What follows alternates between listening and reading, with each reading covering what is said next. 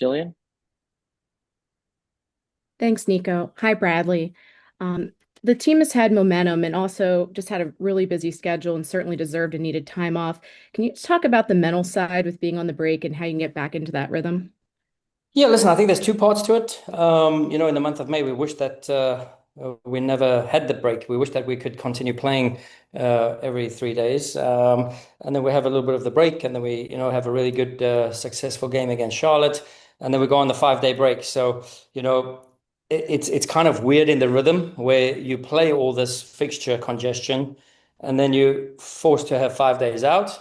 And then you're forced to have 4 days of training, and on the fifth day you play again. So, which just from a periodization point of view, how does that look, and how does that work? So that's just a bit frustrating on that part. Everyone wants to have the break, and it's much needed, but I felt the need to get more days to prep and prepare, and get the boys ready for the intensity of the training, and to get the boys ready in the flow of how we like to play. So yeah, it's been a little bit frustrating, but the boys have done a great job. And then with Quinn and Danley both playing last night in the Gold Cup, could you please share your thoughts on their performances? Yeah, great. I think that was Quinn's best performance by far up until now, and he was really goal threatening, dangerous. Could have got on the end of the cross as well. He was in a great position, and he had confidence to create moments himself, and to really find space between the lines. So I really enjoyed that. And Danley always gives 100% effort. He always gives 100% commitment, and he's always a threat in danger moments. They use him slightly differently, but I liked what I saw.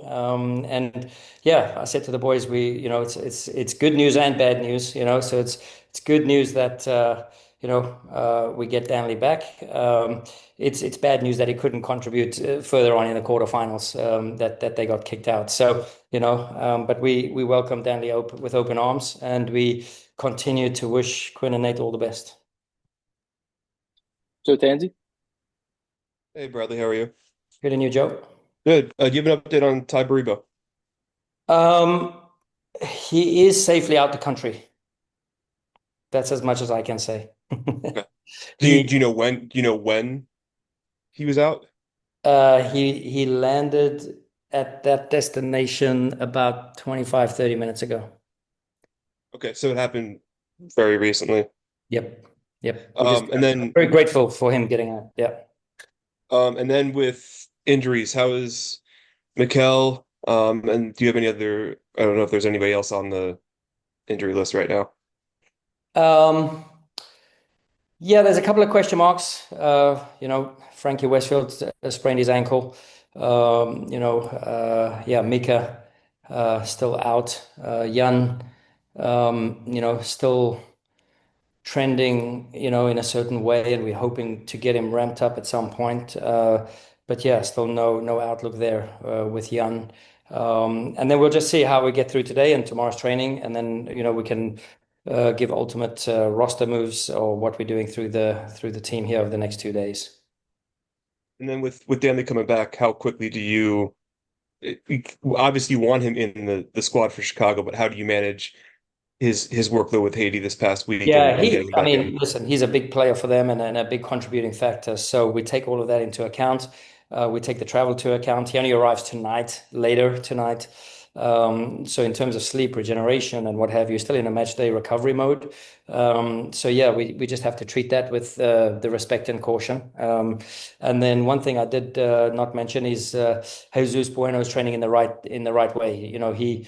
He pulled his hammy a little bit in the last game. He got substituted, and but he's shown real good trends to get back to be ready to be competitive. Tarif? Thanks, Nico. Hey, Coach, how are you? Great, how you doing? I'm doing well. I guess my question for you is a two-parter. The first, something that I want you to kind of expand on that you said earlier that I thought was smart, in terms of having your sort of your flow sort of broken, your fixtures broken because of other things happening in terms of the Club World Cup, the Gold Cup, missing players, missing matches. How do you sort of try to keep that routine when you have guys away for a week and a half? And then also just your thoughts on having sort of the flow broken because of these fixtures. Yeah, one thing, guys who are always representing their national teams, We always try and prepare them the best possible when they get back in our four walls, because each country, each coach plays a different style, different ways. So, we kind of like while they with their teams, they get kind of brainwashed into playing a certain way. While while they come back home, we try and get them back into the cadence of how we like to do things. So, we'll have something prepared for Danley when he gets back, something for Quinn and Nate when they get back, and just the messaging and the coaching and the videos and everything like that. So that's how we'll go about that.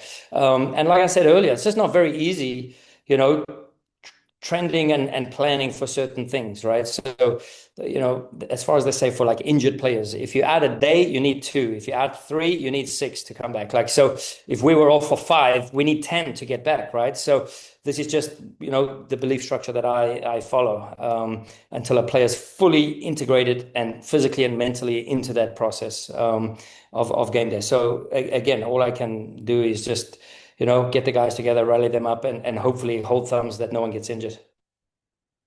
Thanks, Coach. Owen? Hey, Bradley. Hi. You guys are on the road for the next 3 matches, especially when you're shorthanded like this and you're missing some key figures. What kind of effect does, playing on the road for the next 3 have on the team? Yeah, I could argue we've been in a worse situation before. Going to Dallas and going to Montreal and what have you. So I see the positive side to everything almost. My glass is mostly full, and hoping to treat it accordingly, because the energy I portray is the energy the team needs to feed off of, and I'm really excited about this. We've had some great results, especially away from home. And that's the kind of trend we want to follow. We know, listen, we've got tough games coming up, but every game from now on is tough because we have the target on our backs, and we have to embrace the role we're in right now, and really play with the attitude and necessary, everything necessarily available to us in terms of resources and squad and everything we do around here, and to change nothing. We've had tough schedules, nothing tougher than what we had in May. And again, it's an excitement to continue playing, because when you're creating havoc, chaos, and then you thrive in that moment, and we have a lot of positivity and energy within the group. And I know you've put out a bunch of different lineups with all the different absences here throughout May and June. Do you expect to see any kind of major changes or try anything different with the Chicago lineup? Yeah, listen, we have a squad together, and we're throwing different scenarios and relationships and trying to build different structures in place to tackle a very important Chicago team, a very good Chicago team, who have certain strengths in transition with Bamba, Kuipers and Selassie and Sikanagel. They all have their qualities in the transition. So, I mean, and they have a real weapon in terms of their ball possession. I mean, listen, I think we all know Greg, fairly well, and what sort of philosophy and game model he throws out there, and it's a very impressive one. So, we're going to have to be at high alert at all phases of the game, and but really embrace that challenge and know who we are as well, and embrace that. Great. Thank you. Thank you. All right. Any final questions? Yeah, Coach, just a hypothetical for you. I don't know if you saw the report that Thomas Mueller's agent reached out as your team possibly being one of the interested parties that he would go to.